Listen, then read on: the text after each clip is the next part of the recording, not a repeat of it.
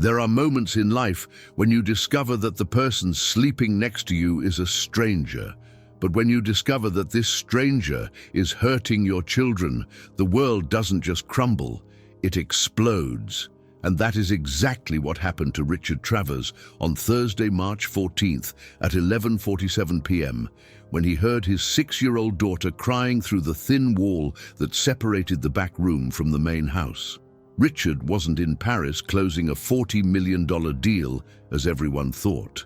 He was less than 30 meters away, hidden in the old Maid's quarters that no one used anymore, breathing the stuffy air of a forgotten space, with nothing but a backpack, a phone on silent mode, and a suspicion that had been eating away at his stomach for weeks. Because when you're a father, you just know. You notice when your 4-year-old son stops smiling, when your 6-year-old daughter starts wetting the bed again after 2 years without accidents, when they tremble every time they hear footsteps in the hallway, and when you ask what's wrong, they look at their stepmother and whisper, "Nothing, Daddy," in a voice that wouldn't convince a goldfish. Before we continue, don't forget to subscribe to the channel and comment below where you are watching us from. We love to know. Amanda, his fiancée. The woman he met 18 months ago at a charity event. Beautiful, elegant, well-educated, with a master's degree in child psychology and a smile that made any widower believe it was possible to start over. She won Richard over in 6 weeks. Won his trust in 3 months and got him to propose in a year, but the children never fully accepted her. Luke, 4 years old, would hide when she arrived. Sophie, 6, had constant nightmares. Richard attributed this to the trauma of losing their mother, who died in a car accident 2 years prior. They just need time, Amanda would say with that sweet, patient voice. Children take time to accept change. It's normal. Because he was tired of being both father and mother, of waking up in the middle of the night to other people's nightmares, of working 12 hours a day and still having to pack lunchboxes and comb hair. It was Rose who planted the first seed of doubt. Rose, the housekeeper who had worked in the house for 8 years, since before his first wife's death. A 52-year-old woman, grey hair always tied in a simple bun, hands calloused from decades of work, and eyes that saw things others preferred to ignore. "Mr. Travers, may I speak with you for a minute?" she had asked 3 weeks ago, her voice low, almost a whisper, as she ironed clothes in the laundry room. "Of course, Rose. What is it?" "Harder on them." Rose's hands trembled as she folded another garment. "The other day, Luke spilled juice on the floor by accident. She screamed at him, loudly, called him useless. He is 4 years old, Mr. Travers. Sometimes it's worse." Always with their eyes cast down, always rushing to change the subject. And Amanda always had a rational explanation. "Kids get hurt playing. It's just a phase. I'm doing the best I can, Richard. But they don't make it easy." And she would cry. Beautiful, controlled tears that made Richard feel guilty for doubting her. Until one night, 2 weeks ago, Richard woke up at 3 a.m. to get some water. He passed the children's room and heard Sophie crying. He entered slowly. She was sitting on the bed, hugging her teddy bear. "What's wrong, my flower?" "I heard a noise in the back room, and watch." And he knew she wasn't lying. So he planned. He bought tickets to Paris, posted photos at the airport, sent messages from the hotel. But when the family went to sleep on Wednesday night, he returned silently, entered through the back gate that only he and Rose knew how to open, and locked himself in the forgotten room. And now, 36 hours later, at 11:47 p.m. on Thursday, he heard his daughter crying through the wall. And the crying wasn't from a nightmare. It was from pain. Richard slipped out of the back room without making a sound. His bare feet made no noise on the wooden floor he knew by heart. Every board that creaked, every door that squeaked, 12 years living in that house had taught him how to move like a ghost. The crying was coming from the children's room on the 2nd floor, but there was another voice too, Amanda, and her tone wasn't one of comfort. It was cold, controlled, terrifying rage. Richard went up the side stairs, the ones that led to the secondary hallway. His heart was beating so hard he could feel the pulse in his throat, in his ears, in his fingertips. When he reached the door to the children's room, it was ajar, a 2-inch crack. Enough to see, enough to destroy everything. Sophie was standing in the corner of the room, in time out, wearing only her underwear. Her thin little arms were trembling, not from cold, but from fear. Luke was sitting on the bed, hugging his pillow, his eyes wide and red from crying. And Amanda was standing in the middle of the room, arms crossed, wearing a silk robe Richard had given her as a gift, with an expression on her face he had never, ever seen. The gentle woman who served breakfast with a smile wasn't there. The affectionate fiancé who kissed him before work wasn't there. There was something else, something cruel, something that enjoyed having power. "You will stay there until you learn that lying has consequences," Amanda said to Sophie with a frightening calmness. "You said you washed your hands before dinner, but Rose told me you stuck your finger in the cake in the fridge." Luke began to cry too, silently, face buried in the pillow. Richard felt every muscle in his body tense up, his hands clenched into fists so tight his nails dug into his palms. But something inside him, perhaps the instinct for survival, perhaps the need to see how far this went, stopped him from breaking down the door right then. "And you," Amanda turned to Luke. "Crying again? Men don't cry over every little thing. Do you want to be weak your whole life like your father? And now the one who takes care of you is me, and you will obey me, you will respect me, and you will stop inventing lies to tell your father. I'll show you what being truly mean is." His voice was low, but it carried a weight that made Amanda take a step back. "Daddy!" Sophie ran and threw herself against his legs, hugging him with all her might. "Daddy! Daddy! Daddy!" She repeated it like a mantra, shaking all over. Luke scrambled off the bed and grabbed his father's other leg. The left side of his face was red, the mark of Amanda's hand. Richard looked at his children, then at Amanda. And in that moment, he understood everything. Every strange behavior, every nightmare, every bruise, every lie. It wasn't the children who had problems, it was her. It was always her. "How long?" Richard asked, his voice dangerously calm. "Honey, let me explain. The kids were..." Her brain was clearly working in overdrive, trying to find a way out, an explanation, a lie that would stick. I was just educating them. You work so much. Someone needs to set boundaries, and they are difficult, Richard. They are very difficult. I tried to be gentle, but..." Rose was there, still in her uniform, holding her phone, and on the screen, a video was paused. It wasn't an accident, and it wasn't the first time. I have recordings of the last 3 weeks. They capture everything. She looked at Amanda with an expression of absolute contempt.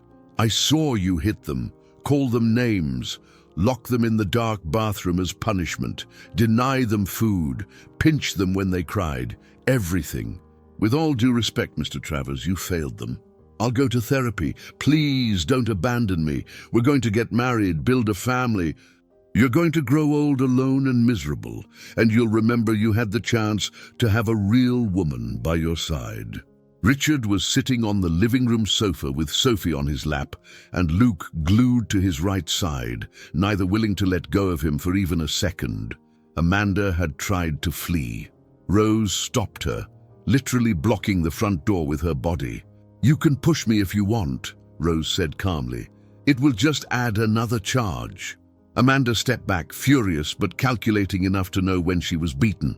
The officers, a woman of about 40 with a stern expression and a younger man who kept clenching his jaw, listened to everything. Rose showed the videos. 3 weeks of irrefutable evidence. Amanda cursing at Luke because he dropped water on the floor. Amanda pinching Sophie hard on the arm because she asked about her late mother. Amanda locking Luke in the dark bathroom for 2 hours because he wouldn't eat broccoli. Amanda dragging Sophie by her hair to her room after the girl tried to call her father at work. Every video was a stab wound. Richard watched them all, forcing himself not to look away because he needed to see. He needed to fully understand the hell his children had lived through while he was busy closing deals and believing lies. "How long has this been happening?" the female officer asked Rose while taking notes. "Since he traveled for work the first time, about 5 months ago," Rose replied. "At first, she was just cold, distant. Then it got worse, much worse. But she was smart. She only did it when Mr. Travers wasn't around, and she always had excuses ready. I thought that without proof, no one would believe a housekeeper accusing the rich boss's fiancé." She sighed. "So I started gathering proof. You can trust her, my flower. She pinches when we do something wrong." The crying came silent, devastating. "Daddy, don't cry." Sophie wiped the tears from her father's face with her little hands. "You didn't know. Amanda is very good at pretending." There were no more attempts to cry, to explain herself, to seduce her way out of the hole. There was only cold resignation. She had gambled and lost. "Amanda Ferris, you are under arrest for bodily injury against minors, mistreatment, psychological abuse, and false imprisonment." The younger officer lifted her from the chair and began to handcuff her. "You have the right to remain silent. A beautiful, well-educated wife who knew how to behave at your business dinners, but you preferred 2 traumatized brats who will suck the life out of you." She spat the words with pure poison. "I hope it's worth it." It was a silence of relief, of a storm that had finally passed, of the first day after the end of the world. Rose went to the kitchen and returned with 2 glasses of warm milk and cookies. "Did you eat properly today?" she asked the children. Luke shook his head. "Amanda said we didn't deserve dinner because Luke spilled water again. And you are going to eat whatever you want, whenever you want, for the rest of your lives. No one is ever going to deny you food again. Never again." I did what any decent person would do. They still looked scared, still looked at the door as if Amanda might come back at any moment. The healing would take time, a lot of time. "I'm going to get it right this time," Richard said, more to himself than to Rose. "I'm going to cut back on travel. I'm going to be present. I'm going to listen when they speak. I'm going to believe them." It was almost 2 a.m. Luke was already dozing against his father. "Shall we go to bed?" Richard whispered. "Can I sleep in your room tonight?" Sophie asked with a hesitant voice. "Me and Luke, we're scared of our room now. Until you aren't afraid anymore." "Thank you. I need to step away for a while. I'm not going to make the same mistake twice." "Don't expect immediate miracles," she told Richard while Sophie and Luke explored the playroom in the back. "Trauma like this takes time to heal. Months, maybe years. They will have relapses. They will have bad days. And you will need a lot of patience." They just played in silence while Dr. Moore observed, taking occasional notes. But in the 5th session, something changed. Luke was building a house with wooden blocks when he suddenly stopped, looked at the psychologist, and asked, "Why didn't Amanda like us?" "We weren't good. Bad people lie to feel better about being bad. Any judge who watches them will want to lock her up and throw away the key. But I need to warn you, her lawyer will try to claim she was under stress, that the children were difficult, that she needs psychiatric treatment, not prison." She was fired after the parents found inexplicable bruises on their 3-year-old daughter. There were no charges pressed because she left the state, but I got a statement from the family. Amanda tried to contact Richard from prison. A letter, 5 handwritten pages, delivered by her lawyer. Richard read it alone in his office, his hands trembling. "Richard, I know you hate me. I'm sure the children hate me too. But I need you to understand that I never wanted to truly hurt them. I just wanted them to respect me. I wanted them to see me as their mother, not as an intruder. And when they rejected me repeatedly, I lost my patience.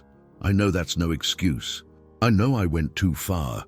But I grew up in a house where getting beaten was normal, where love had to be earned, deserved. I thought I was educating them, not abusing them. I don't expect your forgiveness, but I hope one day you can explain to Sophie and Luke that I am not a monster. I am just someone broken trying to fix other broken people and failing miserably. Amanda, But because the cycle of abuse is no excuse to perpetuate abuse, and her explanations wouldn't change the fact that Sophie still woke up crying every night, or that Luke had developed nervous tics from so much stress. When Rose entered the office with coffee, she saw the pieces of the letter in the trash. Did she write? Half the world has been abused in some way and doesn't go around hurting children. She sat in the chair opposite. Trauma explains, it doesn't justify. And even if she escaped, she would have to get past me first. Richard looked at his children, and I will never, never let anyone hurt you again, I promise. And I am here, paying attention for real. So if someday, any day, someone makes you feel bad, scared, unsafe, you come tell me, and I will believe you. Always.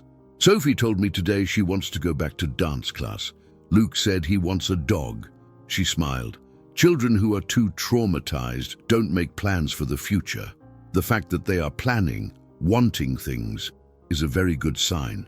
A golden retriever puppy that Luke named Sunny, and for the first time in months, he heard his children laugh. Laugh for real, loud, without fear. And in that laughter lay the cure. The day of the trial arrived on a rainy Tuesday in June. The courtroom was packed, not only with the parties involved, but with journalists, curious onlookers, and even representatives from child protection NGOs who saw the case as an opportunity to set a legal precedent. Amanda entered the room in handcuffs, wearing a grey suit likely chosen by her lawyer to make her look professional and remorseful. But when she looked at Richard in the audience, there was no remorse in her eyes. There was resentment. The trial lasted 3 days. The prosecutor presented the videos, all of them.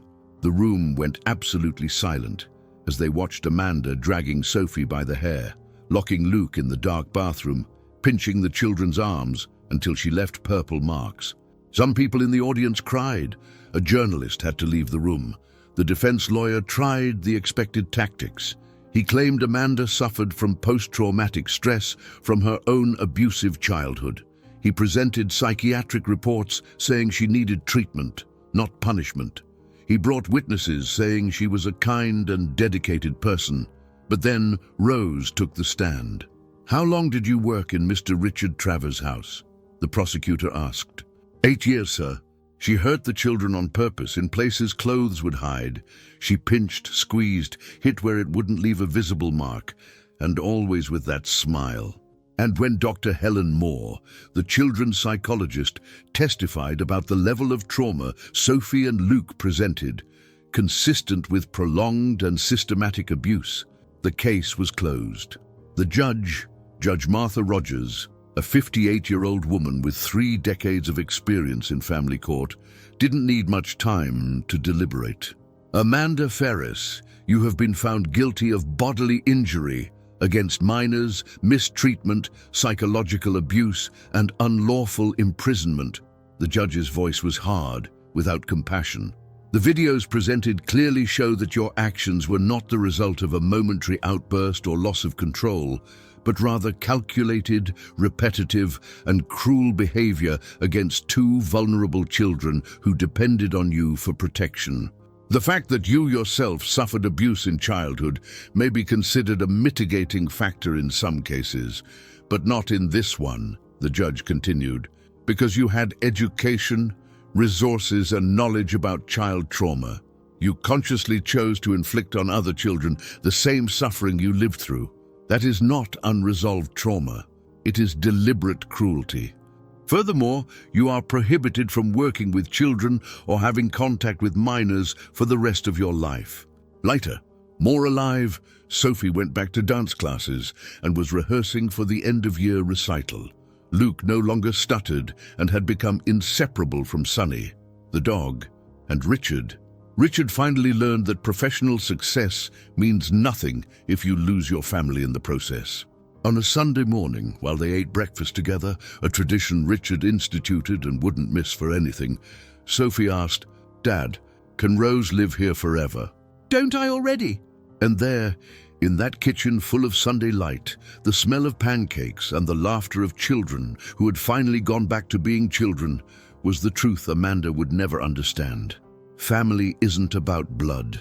It's about who stays when everything falls apart. It's about who fights for you when it would be easier to look away. It's about who chooses you every day, even when you don't deserve it. Rose saved 2 children from a monster disguised as an angel. And in the process, she saved a father from losing his children forever.